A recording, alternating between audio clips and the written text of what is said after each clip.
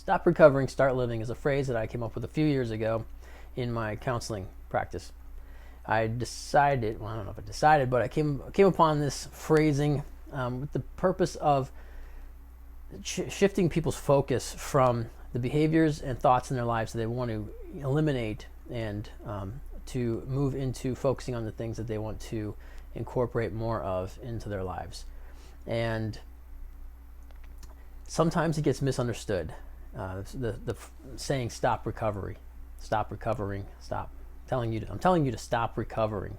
People don't understand that. They take it at face value, and they think that I'm saying don't focus on recovery, meaning don't focus on changing new behavior, and that's not what I'm saying.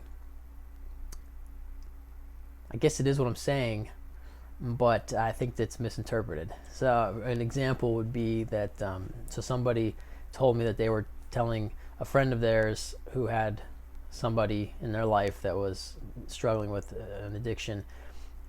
The client of mine was telling their friend about this idea, stop recovering, start living, and the person said, that's an awful idea. I want them to recover. Why would you say stop? And they didn't get it. And then I had a client who was staying in a like a sober house kind of thing, and mentioned my podcast, Stop Recovering, Start Living, and they told him that he wasn't allowed to listen to it in a common area. Well, they told him not at all, I think, but he wasn't allowed to listen to it on a computer in the common area because other people might hear it, and they thought that that was damaging and destructive to people to say stop recovering. So clearly people don't understand what I'm saying with this, or they do and they don't like it, which is possible too. And so let me explain it, and then maybe you can decide if you like it or not, and you don't have to. And if you don't, let me know why, or don't, whatever you want to do. I'm just sharing the information because I want to, and hopefully it's helpful to somebody. And so here we go. So people typically are more successful at changing their behaviors when they focus on the things that they want to do rather than the thing they don't want to do. It's easier to build something new when we're talking about neural connections. It seems to be easier to build a new pathway than it is to eradicate or remove an old pathway. Once we've conditioned ourselves into a certain way of being, it's difficult to change that. It becomes a path of least resistance for communication in our brains. And so we tend to repeat that behavior or that thought process. If we want to change it, then focusing on the behavior we want to change activates that same neural pathway, to simplify it, because I can't explain it in a more complex way because I don't understand it in a more complex way. But so simply speaking, if I am, we'll use tobacco, cigarettes for example. If I'm smoking cigarettes and I want to quit smoking cigarettes, every time I think I don't want to smoke cigarettes anymore, I'm thinking about cigarettes, and so I'm going to activate neurons that are associated with the process of smoking cigarettes. And so that's going to excite that behavior more, potentially. Or it's going to engage ego fatigue, where I'm constantly telling myself, I can't do this, I can't do this, I can't do this, I can't do this, or I don't want to do this anymore, I'm not going to do this, I'm not going to do this, but I'm still focusing on the thing all day.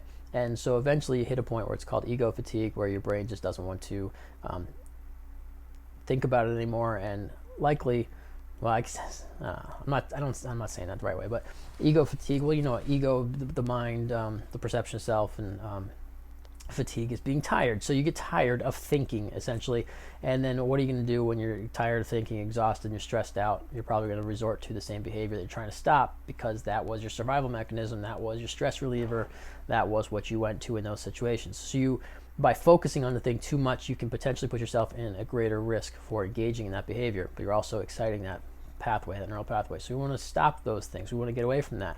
And besides, you don't want to be a recovering addict for your whole life. Maybe you do, but I'm thinking you don't. And so you don't want to be struggling to not use the substance forever. You want to not use the substance. And so in order to do that, you need to incorporate new patterns in your life. You need to have new conditioning. That's what we're talking about here. Stop recovering. Stop focusing on the recovery aspect of it, and start living. Start living the life you want to live without the old behaviors. One of the things, I'm a vocal opponent to AA. If it works for you, that's fantastic. I don't encourage people who are not familiar with it or don't already enjoy it. I don't encourage people to go to it because I don't think is a great program, I think the best benefit that you can get out of that is the social connection, which is a very key factor. So if you're isolated and alone and that leads to your use, then maybe going to that group will help you, because you'll easily be accepted into it and you'll have a social connection, which can be a benefit. If you're not familiar with it, though, I think there's other ways to go about it. Particularly, maybe I did a podcast episode on this where I went into more detail on why I don't like AA, so I don't want to get into that. I'm trying to keep these things more concise. But the mindset, I'm bringing that up as an example because it seems to be that people who are going to AA meetings are going there all the time, forever, and they never stop going. And they're talking about how difficult it is day by day to not drink.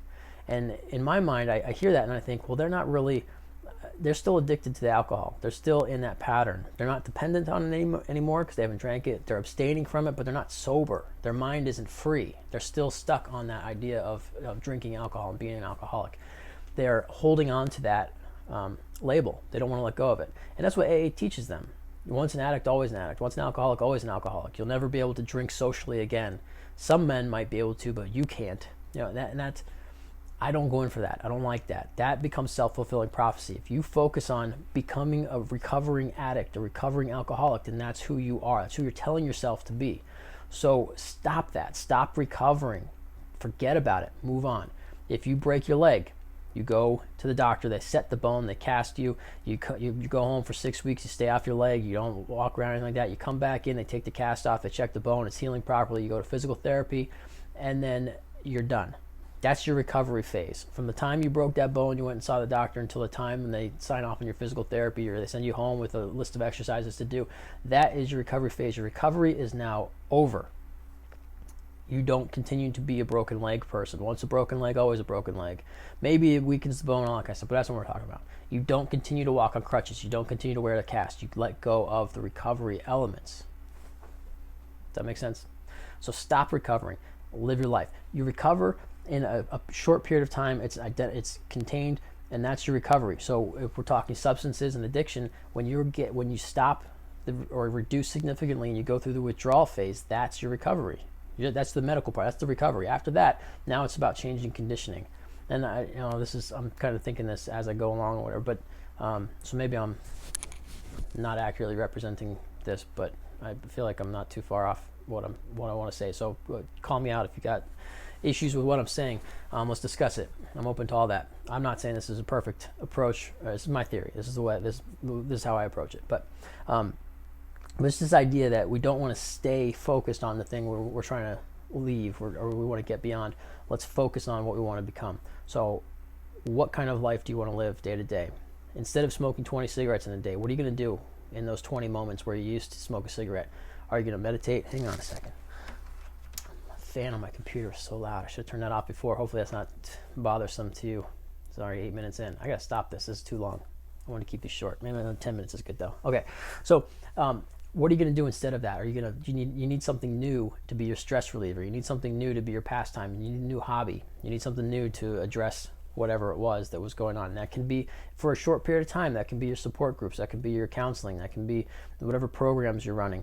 Those things are good initially, but that can't be your whole life because you don't want to be, well, I'm not saying you can't or shouldn't be. You do whatever you want. But for me personally, I wouldn't want to be doing those things for my whole life. I want to stop the behavior I don't want anymore, or the thought process, and then move on with something different. So you got to replace it. You can't just abstain and hope that everything goes away, because another element to this, it gets deeper and deeper the more I talk, but another element to addiction seems to be that these addiction behaviors and thoughts are a symptom of something else. There's a depression, anxiety, trauma. And so if those things aren't resolved, then you're going to continue to struggle, because if you have found substance use to be your best method, your go-to, your self-medication, the way that you manage that difficulty, then it's going to be difficult to change the behavior, change the thoughts, if you don't eliminate those initial underlying causes or reasons for the actions. So maybe I stalled out there. Maybe that's good. Did I properly explain stop recovering, start living? I hope I gave you an idea. I mean, really, I guess it just boils down to the idea that whatever we put our attention to is what we're going to experience, what we're going to have in our lives. And so, if we put our attention on becoming of recovery, then you'll always be in recovery, and that's okay. If you're happy with it, that's great. And that's the big thing. Everything I do, it doesn't matter what I say or what anybody else says. If you are happy with it, that's why I never encourage abstinence. I only encourage you to do what you want to do in your life. If you are happy with it, then great, keep it up. If you're unhappy with it, well, make a change. Whatever you don't change, you choose. And so I say choose life. Now, and that's pretty vague, but it's. I didn't invent it. So that's what I think about that. Stop recovering, start living means to put your focus where you want to go. All right. Thanks for watching, and see you in the next video. Only I won't, because this is a one-way thing. Goodbye.